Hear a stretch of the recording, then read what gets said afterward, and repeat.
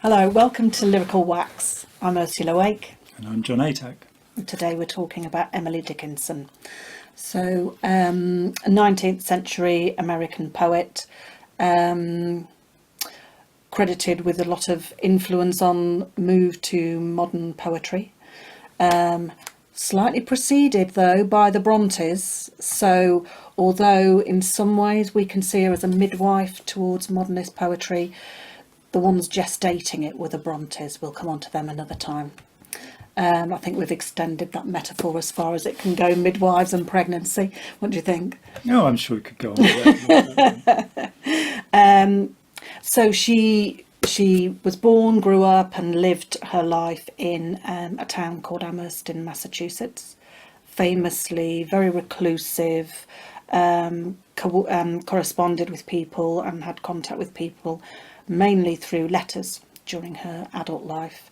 Though she did, during her childhood, have a full education, which she thoroughly took advantage of, but then was sort of disappeared back into the family home to fulfil sisterly and daughterly duties, and she appears to have not respond.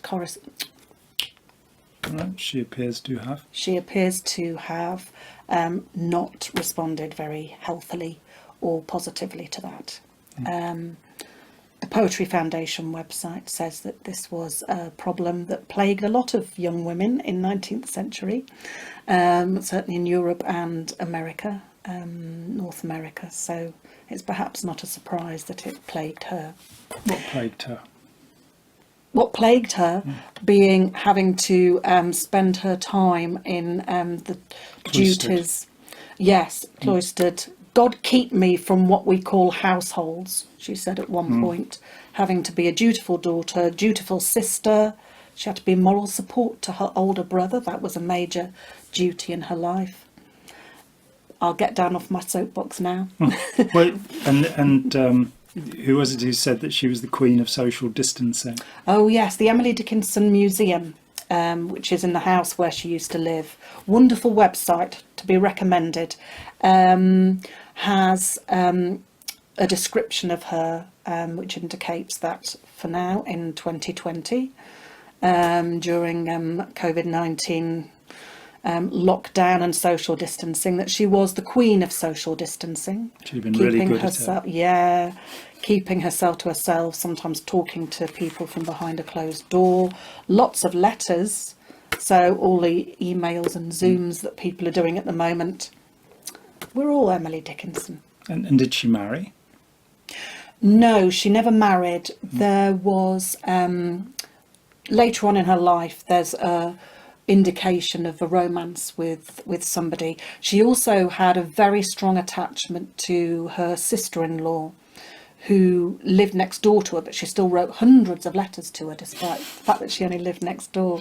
The woman who married the older brother that Emily had to be a support to. And there is an indication and an idea that her attachment became a romantic attachment to her sister-in-law, but there's absolutely no indication of a romantic relationship between the two or anything like that. But that possibly, so there's lack of clarity about her sort of relationships and her orientation as a whole, but there was a romance later on in her life, it seemed, with a man. Yeah.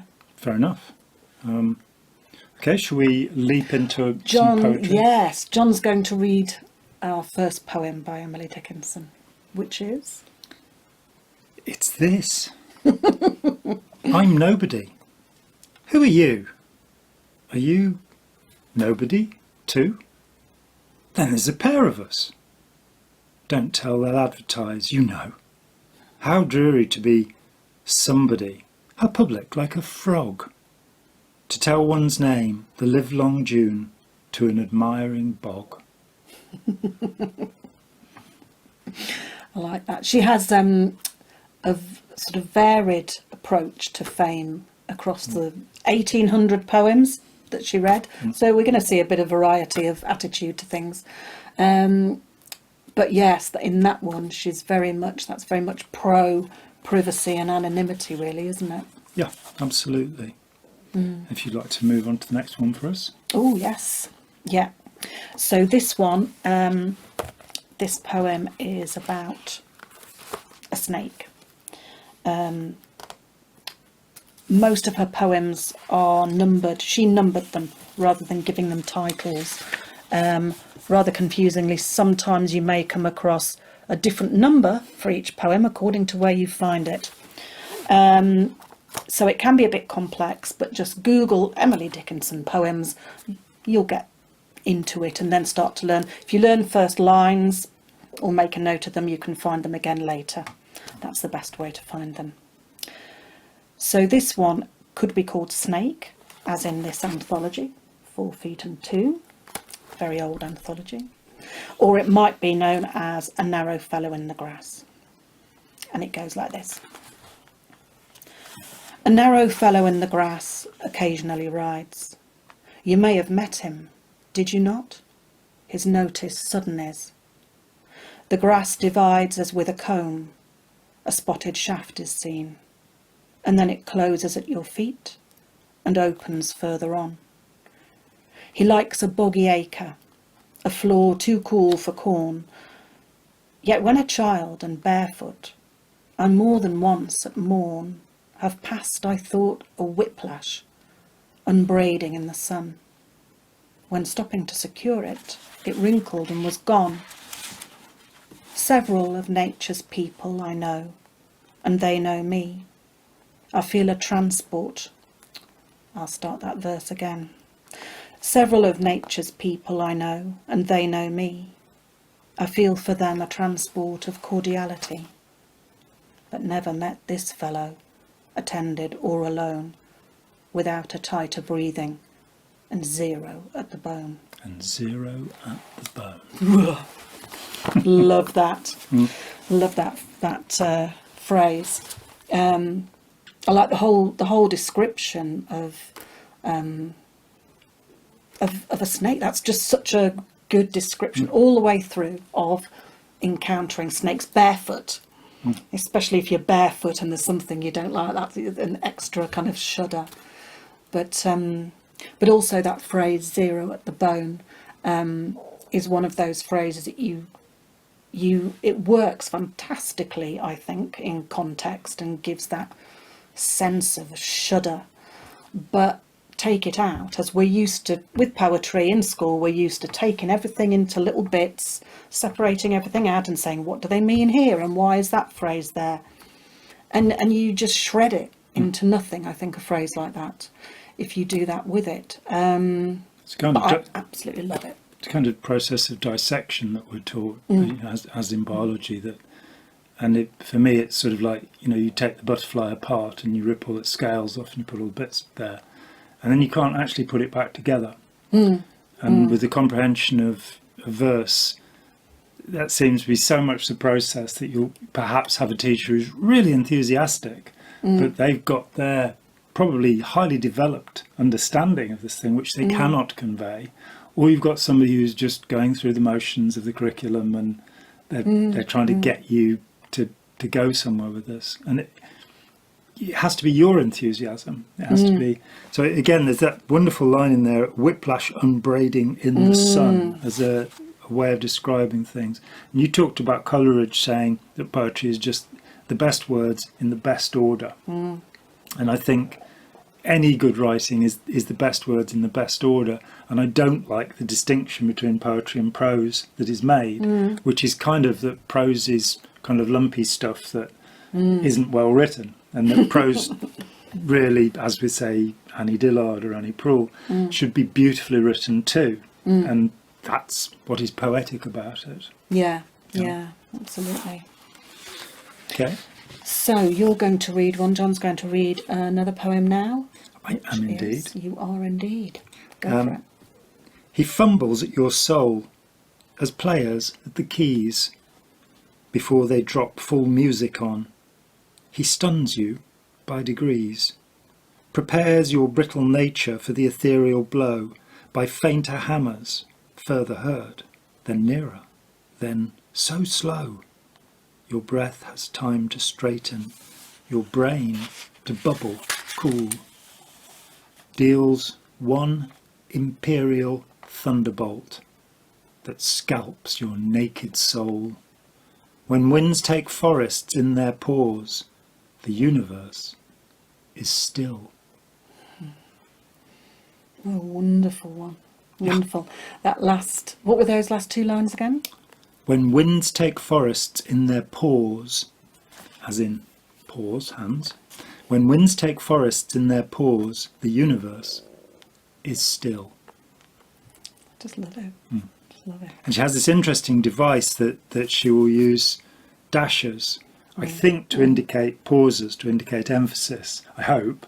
So deals, dash, one, dash, imperial, dash, thunderbolt, dash, that scalps your naked soul, dash, when winds take forests in their paws, dash, the universe, dash, is still. And then there's another dash, so you can pause afterwards, but Yeah. very emphatic.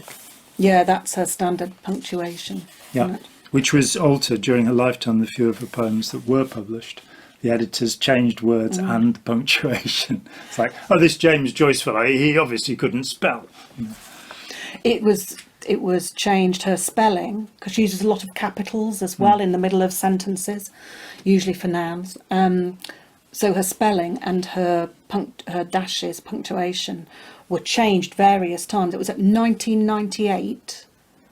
It took until then, so about 100 years after she'd died, for the whole of her poetry with intact dashes and capitals to be published. It was all messed around and all sorts of things happened to it until then.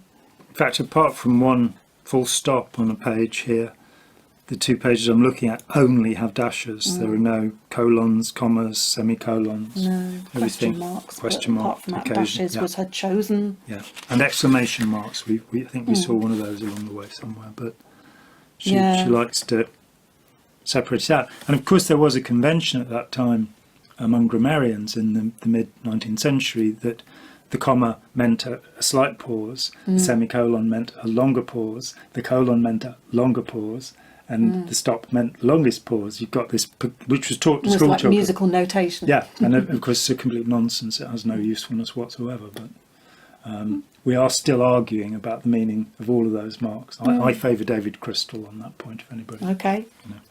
anybody wants to Hi, check. David Crystal. No idea who you are. David Crystal is the grammarian to the Royal Shakespeare Company. He's written over 100 books. Right. So you put in your place now. Oh, I am, Yeah, indeed. That's full stop. Oh, and we are That- being passed one of there we those are. books We've from had the a floor. book thrown at us. Excellent book, but not the book I'm thinking of. I'm thinking actually about his book about punctuation, but thank you anyway. And as you can tell, I've never read it. Yeah. Or any And of them. shame on her. Shame on her. I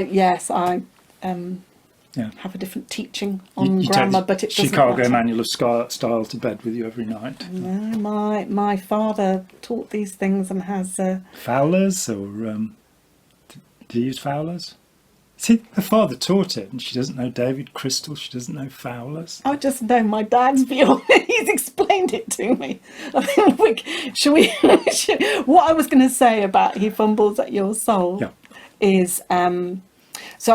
it's one of those poems, and it's not the only one of Emily Dickinson's or of anyone's, in fact, where it could be about a lover, or it could be about God, or whatever you would call that. She would use the word God, I think, having been brought up Calvinist, Christian, etc. Hardcore.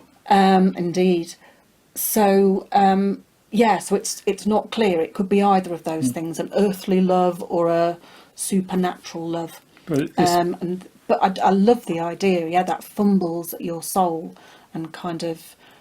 so you get a really strong sense both of what that being or person is doing and how it might feel to have it done to you. Really strong from Fumbly. both. Yeah. I'm going to interject because the points come up that the love song as we have it, the love poem as we have it in European terms, so the Beatles songs or what have you, these poems arrived from the troubadours in the 11th and 12th century. Henry II's queen, Ellen of Aquitaine, brings them all the way over here, her grandfather is called Guillaume the Troubadour. The word troubadour is an Arab word, and to this day there is a Qawwali tradition in Pakistan where you'll have these love songs which appear to be talking about a lover. They'll often be where some big hairy chap is singing this song about being the little bride and awaiting the bridegroom at the well. And these are all songs about God. These are all religious songs. The Rubaiyat of Omar Khayyam is actually a religious poem. You know, a glass of wine and thou. He's not talking about earthly wine. So there's, you know, that is something that continues in her work, as you say, that you can't tell whether she's talking about a metaphysical or a physical relationship. Absolutely. So your turn now. It is, isn't it? And I'm going to read something called Much Madness is Divinest Sense.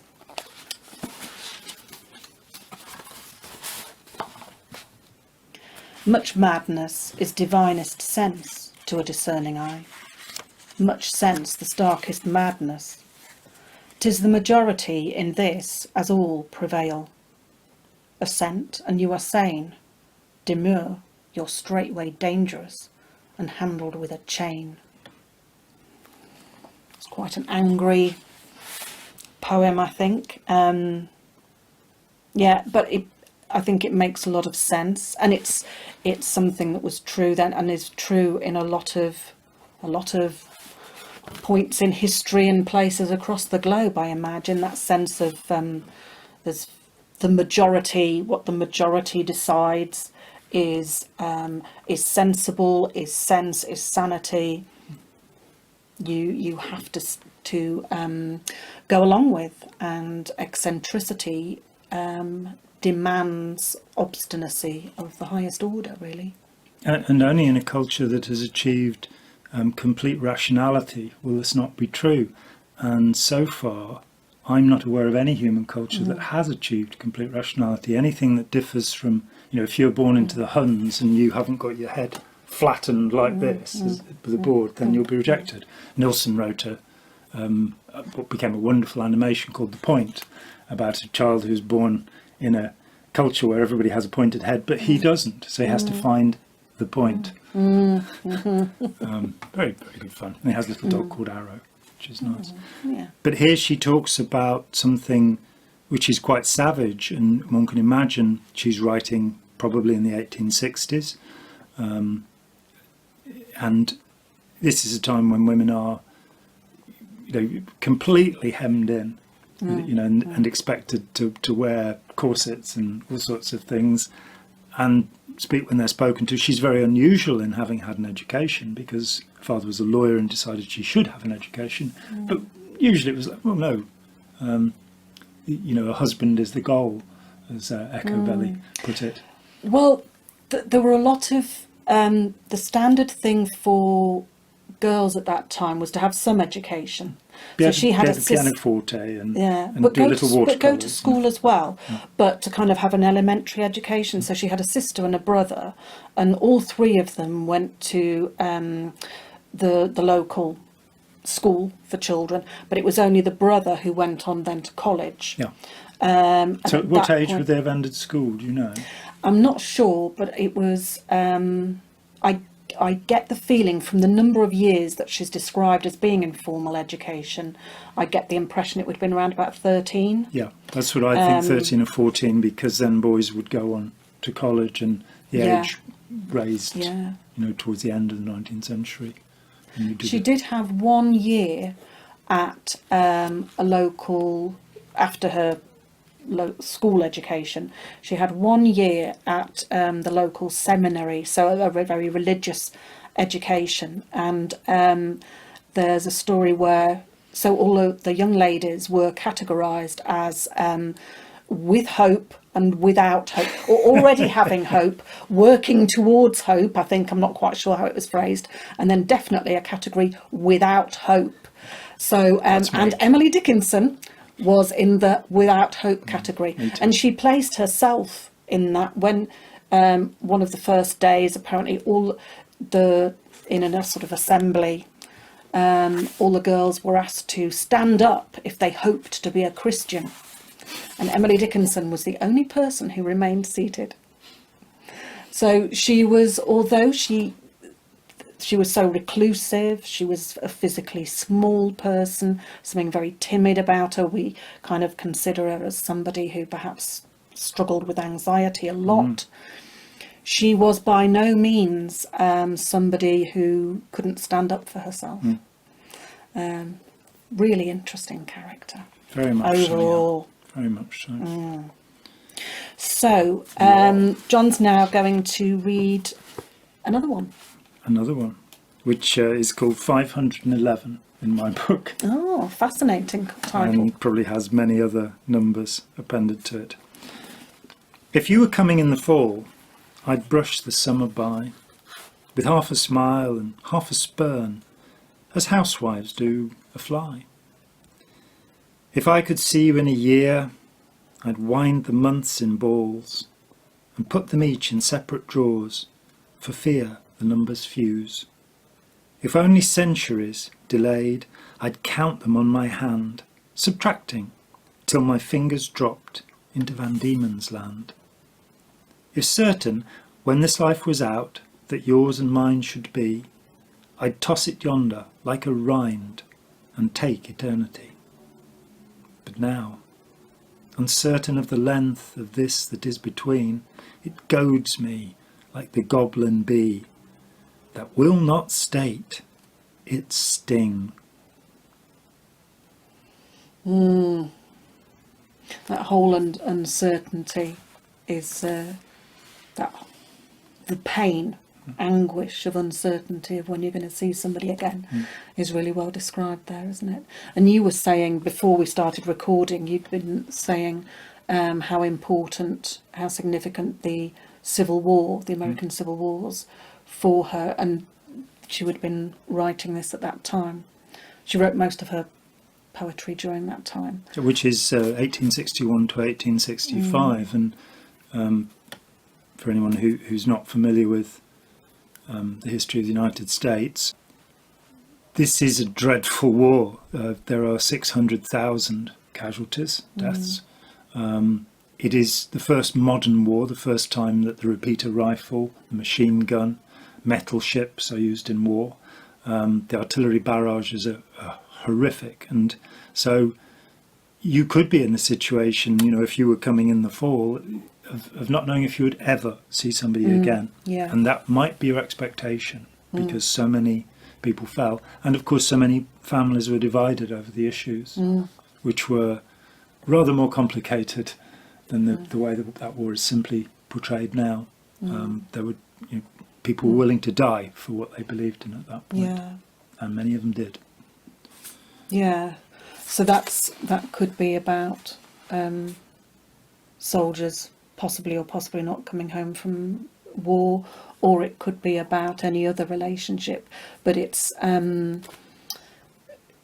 describes that anguish so well. And one of the things I really enjoy about her, and I really enjoy about any poetry actually, if it really gets me, it's very often because somebody's talking about, they've picked up on sort of one of those little things that flits through a lot of people's minds without necessarily settling as a full-blown experience, and sort of expands that. She kind of goes through a portal and expands that. And I really like that. Sort of the anguish of uncertainty. Yep. Love it. Cool. So, yes. You have a couple of short fellows, not long fellows. Don't think we're going to read any Longfellow, actually. Don't know any Longfellow. There you go. I know some, I'm not particularly interested in No, it. so we're not going to. So there, if you tuned in hoping to hear some Longfellow, and, if enough people beg us, who knows? Who knows? We Send might us money. Convince us.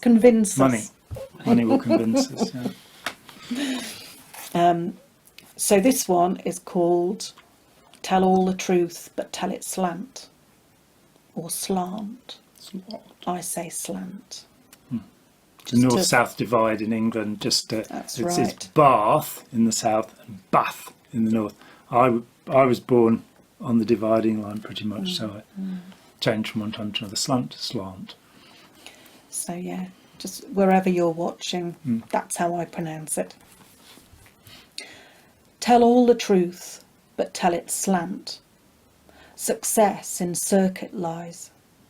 Too bright for our infirm delight, the truth's superb surprise, as lightning to the children, eased with explanation kind. The truth must dazzle gradually, or every man be blind. Would you like to give that another go? Because there was Yes, a slight there fumble was, over wasn't there? superb. So, I'll start that again. Tell all the truth, but tell it slant. Success in circuit lies. Too bright for our infirm delight, the truth's superb surprise, as lightning to the children, eased with explanation kind.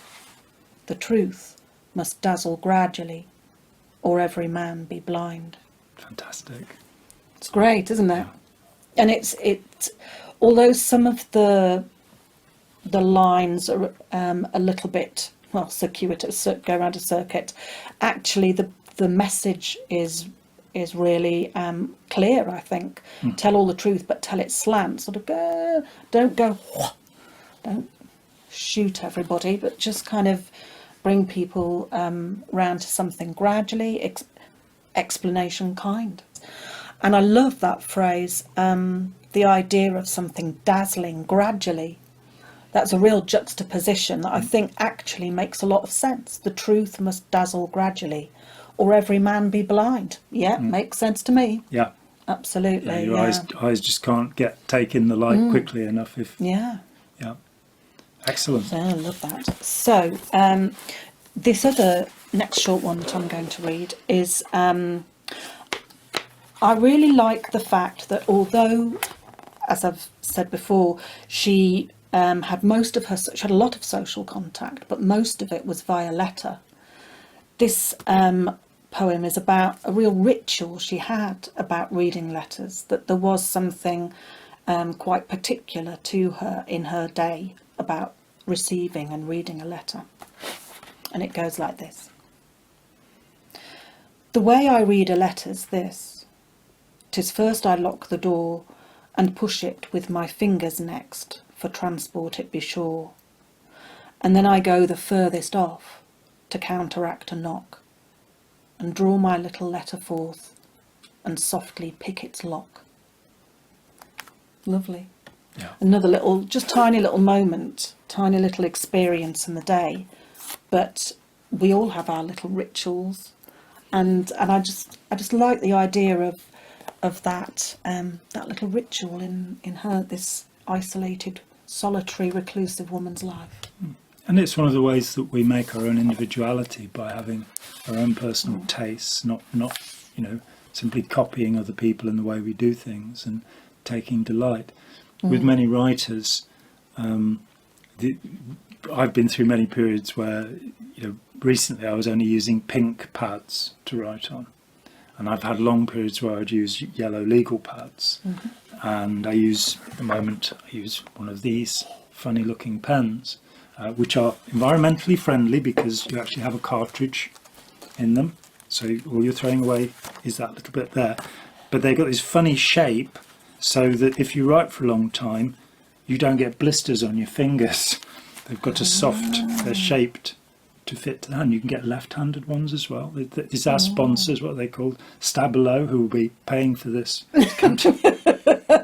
Probably not. Maybe it would have prevented I've sort of got the standard sort of writer's bump on that, and lots of people our generation do, and I'm not sure if that's shifting now in different generations. But they've got carpal tunnel from the keyboards instead. Yeah. Don't use those straight keyboards, natural keyboards, every time. Yeah. Okay. So John's now going to read one. Yes, which has the beautiful title 280. Stunning.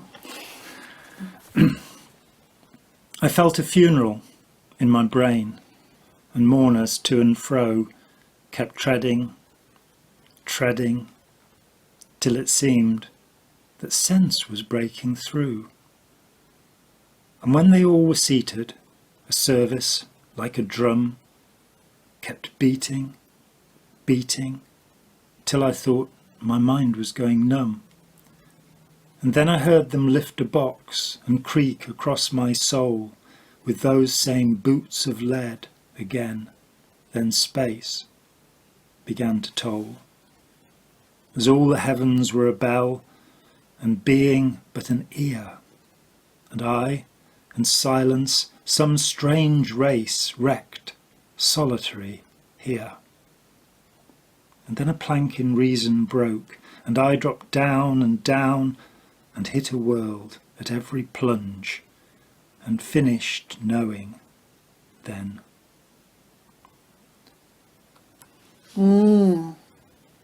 Finished knowing. Yeah. My knowing was done. My knowing was done.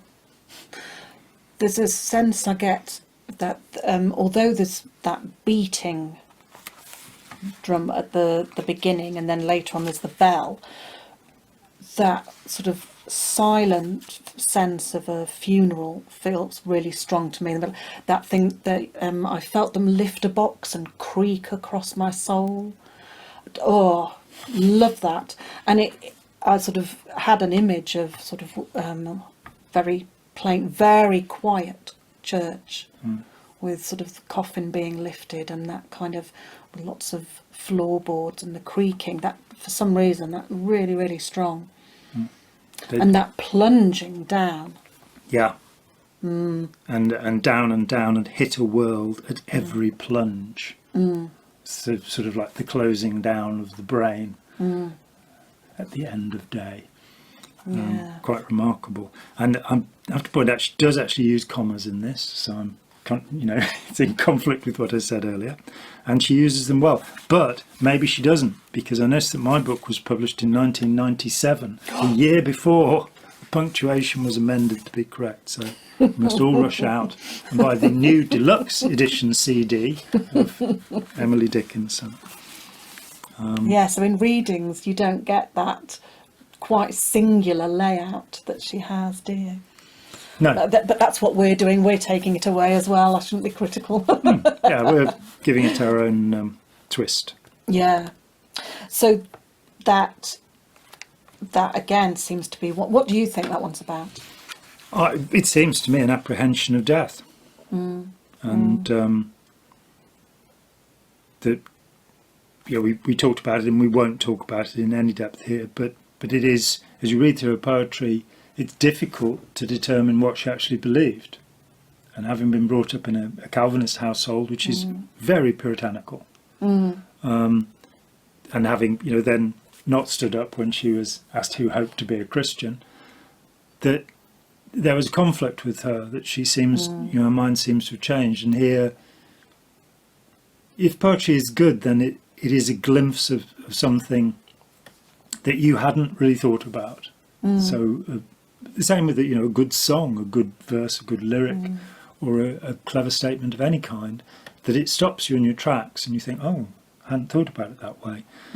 And she seems at this moment to be, I felt a funeral in my brain. And mourners to and fro kept treading. So she is imagining something that is inside her world. It seems a foreshadowing, perhaps of her own death, perhaps of everyone's death, perhaps understanding this process of closing down. Yeah. It also feels as though it could be about a description, using a funeral as an extended metaphor for feelings of possible depression, possible anxiety. I don't particularly want to put a word to it, because I'm not sure that anybody now would really be able to say what was going on with Emily Dickinson, about why she was so reclusive. But there does seem to be a sense of ill-being in her at certain times.